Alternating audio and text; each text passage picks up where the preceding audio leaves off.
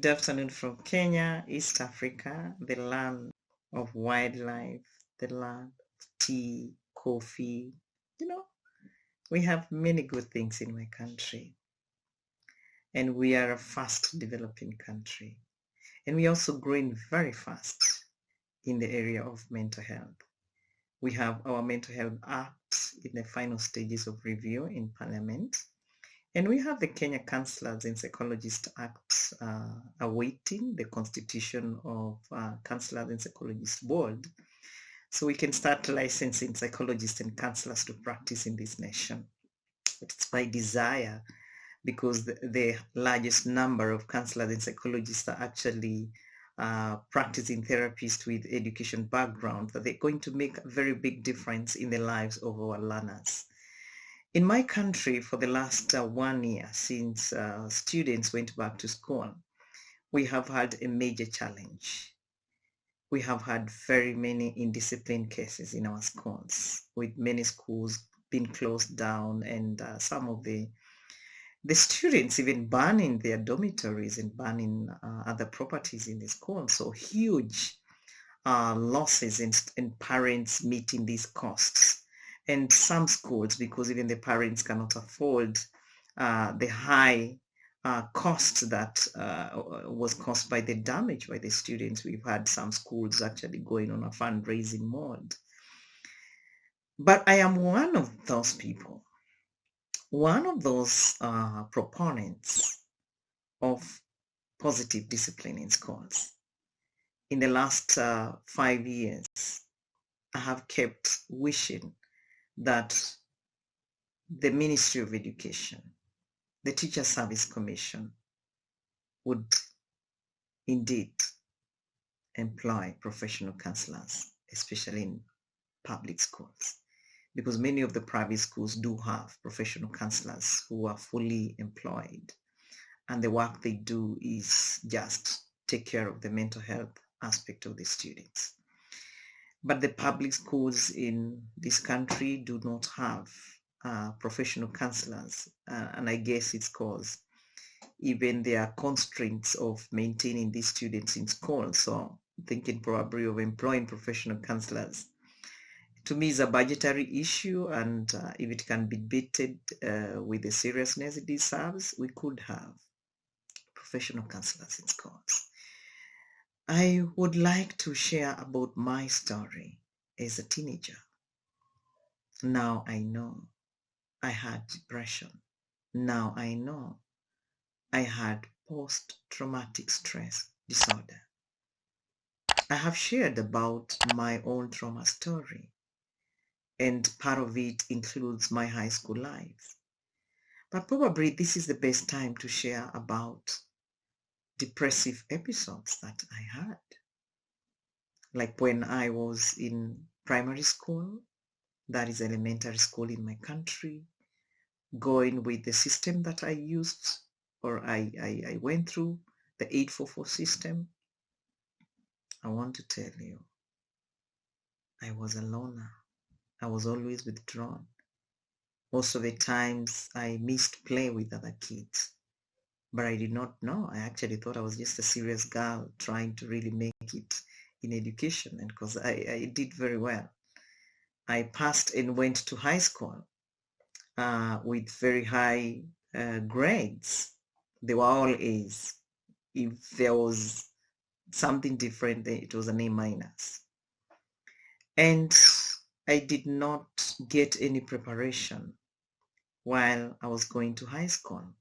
I had never been to a boarding school before I went to high school. I was going to a boarding school. I had never slept on a mattress, because in the slum, of course, mattress was a big dream. I was never aware or given orientation on routine, when to wake up, because the only routine I knew when I was in primary school was waking up in the morning and going to school and going back home. And so when I went to high school, it was a very big shock for me. The way people relate, the way systems run. And before I got this orientation of where I am and why am I here, I think I had suffered a lot of culture shock. I wasn't very good in spoken English because that was not demanded in my primary school. And so I could see and hear other girls talking English and finishing stories, and I'm wondering, oh my, how are they able to do that?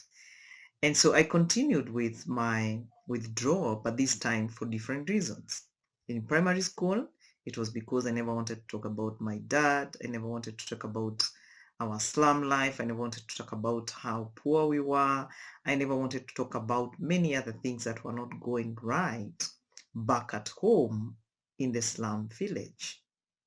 And so I withdrew so that no child engages me to talk about that. And then I go to high school, there is culture shock. Then the next thing, I always used to be the girl leading in primary school. So I go to high school and nobody prepares me, I'm going to meet my match. So because the other girls were equally good.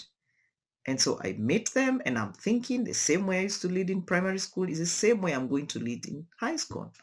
That never happened because I only became position one. Thank God for the competence-based education system we have introduced in Kenya, and I believe it will take shape and it will change the way we look at our students. It will change the way we have had various mental health issues related to academic performance and the appraisal that has been given to the same before. Because for me, I used to think being number one is what it means to lead well, but that's not what it is. And so when I did not get position one in second term and all the way until I finished my fourth year, I was a very, very demoralized girl. So I never read again. I never got any motivation to read harder. Ask me what was going through my mind. I was thinking I should not be in high school. But I never got anybody to talk with me. I never even shared with anybody at home. Why? Because maybe if I had a parent that was following up with my academic performance, maybe things would have changed. If I had a teacher that would have helped process some of the issues I was going through, maybe things would have been better. Because it was another world of meeting other girls who have come from well-to-do families, girls who looked very confident. And I didn't know where to be because one, I never wanted to fall under any peer pressure. I never did. Second, I never wanted to talk too much because I don't think my family was a family one would have loved them to talk about, as I compared the other students with myself. Because even during visiting days, I think cars on visiting days in my school seemed to be more than the people. And if I remember any visiting from my parents, it was only twice. Only my late sister would try and come most of the times. But you see, every child wants their parent to come. But my mother never missed my days because she didn't love me. She was battling too much. And sometimes, if you're watching me and you're a student, kindly also try to be empathetic and compassionate. Ask, what could my parent be going through at this time? Because in most cases, students just think about themselves. And for the parents, kindly ask yourself, what could my child be going through? Because in high school, now I know I was really depressed. The most beautiful thing is I never got to a level of using antidepressants. And if you're watching me and you're a student and you're on mood disorder drugs, it is okay if you had reached a point of not performing, especially your normal duties like waking up, sleeping, feeling like you are having nightmares, feeling so negative about life, being suicidal. I want to encourage you today, if you had reached that level that you needed to use mood disorders, I want to encourage you today, it is okay. Because it's not once, it's not twice that I used to eye a very big swamp behind our chemistry lab in my school. and wished that I could just get in there. At times, if it rained cats and dogs, that would be a whole lake in school. And I used to go behind the chemistry lab and really wish I could just drown there and be forgotten. It's not even once that I went to the church, because our school had a church inside and people thought I was very, very prayerful. But I used to go into the church so that nobody disturbs me. So I sit there, I cry, and probably somebody would think I'm really getting close to God.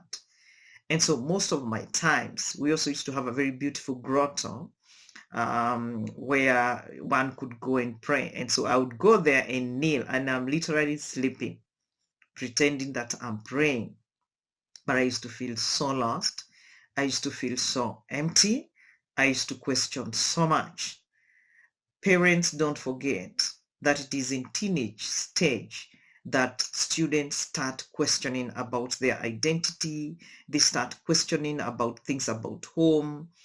And it's very sad, because where you have homes that there is violence, when the students go back to school, they worry about their loved ones' safety. They worry about their parents separating and divorcing. For me, I didn't have a dad there then, because he was permanently in a mental health institution. But I had my mother and I had my siblings back in the slum. And the slum was very, very unsafe.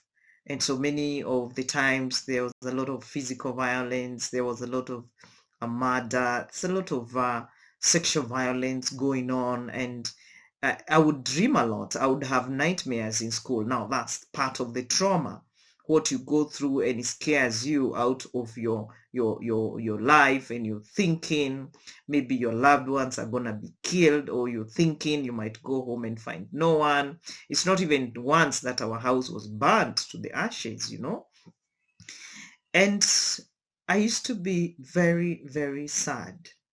And that's why I was always crying. Now I know better. If you see my tears today, mostly call them tears of compassion. But when I was a teenager, I was always, always tearing. I was crying. I was sad. But I used to hide my tears. They never saw my tears. My fellow students never saw my tears. And some years back, I went to the same school to give a talk. And the talk was from the scars to the stars. And today maybe I can say from the scars to healing and recovery and moving on. Because many students get depressed and people don't know. I never wanted to talk much, and that can be interpreted as arrogance. It can be interpreted as pride, because people would think you don't want their company, you don't want to interact. I used to like dancing. Now I know, because I wasn't good in other areas of sports, but I used to like dancing. I used to like singing, but it's not singing for competition. And now I know better. That would help me elevate the happy hormones. And so I would feel nice when I'm dancing, in school. And I think if you're watching me and we went to school together, you can remember I used to try all dances, not for competition. And this continued even at the university. And even now, I can tell you, it's only because I don't get very many opportunities to dance. But I did not know that would raise my mood positively. And I would feel so happy. But I wasn't reading.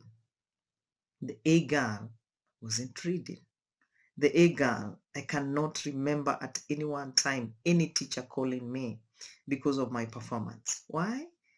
Maybe because there was a very big gap between me and the following girl, or maybe teachers also didn't know and didn't understand, because I got a B and I was an A student. Everybody was happy I went to campus, but nobody knew that since Form 1 all the way to Form 4, I used to be a very, very sad person in the inside. And it's not once, twice, or thrice that I really thought about dying. The only thing that kept me away from taking my own life, is recurring that I wanted to make a difference in my family. I wanted my mother to be happy. I wanted my father to be happy. I always used to think if I schooled very well, as one of my primary school teachers had told me, if I leave primary school, I go to high school, I go to university, I will get a good job and I will turn around my family. And so I stuck to that. It kept me going. Thank you for my primary school teacher. She's late now, Mrs. Zipporah Gashao. She helped me a lot. When I went to high school, I had a sister, a nun. She was the deputy then, Sister Regina Moka, you know, and some of you who are watching, you now know what that school is. She helped me, but I never used to tell her my internal struggles. Why? Because I didn't understand them. I didn't understand why all this sadness. It was overwhelming. It's something you didn't even want to share with someone. And so I cried out my problem. So every time I went to see this deputy principal who was a nun, and because I trusted her because she was a nun, I could only tell her the problems about home, my dad, but never about me. And that's my prayer for students in high school, especially, even in primary. Can they be given a chance to share how they are feeling, what they are thinking? I want to tell you, it's taken me longer to realize my life dreams. It's taken me longer to clarify about my career. It doesn't have to be that way. Whenever I watch my son and we share and talk, it's like his journey is even shorter than mine in defining who he is, his career, and where he wants to go. Because I'm there now. I am a parent who is informed. I am a parent who is present. And I'm also a teacher, a mentor who is present. Even for my students, the one I teach at the university currently. We are friends. I will follow up. I will ask, where are you at this point and not at this point? Teachers. I can imagine you have also your own stressors. But have you ever thought that the students that you teach in class could be battling mental health issues? That if you knew how to identify them, you could single them out and help them. Because a lot can happen at that time. Sometimes you find girls when they feel so sad and so empty and useless, because that's what happens. When you are depressed, you're negative about yourself, you're negative about other people, all the relationships, nothing seems to work, you're negative about your future, and that includes your own academic journey. And so at the end of the day, if you just happen to, because you're also growing up, you happen to find a mate, or you get a friend that shows like you are the only one, you will fall for them, but it's because of your emptiness. You're looking for somebody to fill in the emptiness. And you get into worse situations than you are alone. I also used to feel like I'm rejected and there was no evidence about it. Later on, I have gone through rejection and there's evidence. But in high school, I didn't have any evidence. But I used to have this rejection feeling. It was so strong in me. And I believed I wasn't worthy. I believed I could not be anyone. I could not amount to anyone. There was no evidence. That must be depression. And so today, as I talk about that depression, because I can count even incidences of anxiety, incidences of trauma, incidences of my personality getting into the way of my abundant living in school. Because there's a lot that we need to understand about the student. So when I talk about positive discipline in school, it's because I know every child should be helped in their developmental stages. And they should be helped to understand a lot about themselves, the competencies they need to acquire, They also need to be helped to understand what could be going on with their fellow students, be helped to understand what could be going on with their parents, be helped how they can cope with some of these mental health challenges, and especially depression, because depression can come from many things. But what I know and my experience now, if you're a teenager and you've gone through many losses in life, loss of parental love, loss of family love, loss of treasured objects, loss of opportunities, loss of maybe academic achievement, loss of whatever it may be, that you feel you have lost is likely to cause you some grief moments. For example, for me, it was loss of my father, and I wasn't sure when we're gonna be together again because he was totally sick. There was loss of our first home before we went to live in the slum, and nobody processed that. So there was very high separation anxiety from where we used to live. It was loss of a life that we used to have when our parents were able and were together. And so as a child, I felt deprived. And so it was taken out of me, taken out of me. And you can imagine when it's all minus, subtracting, there's a lot of emptiness. And now the worst comes when I go to high school and I find girls who come from good homes. I find girls who are better than me, and no one is telling me it is normal to have people performing better than you. It is normal to have healthy competition, which is true. It is normal to face challenges in life or to experience what you are experiencing. No one. You can imagine. And so when you find teenagers listening to music, because I used to love going to my sister's place because she had a radio, and this radio, especially Sundowner, I would listen to that music. I can't even recall most of the words, but I used to feel some relief. I did not know that the music was calming my brain, and that's why I was feeling so nice.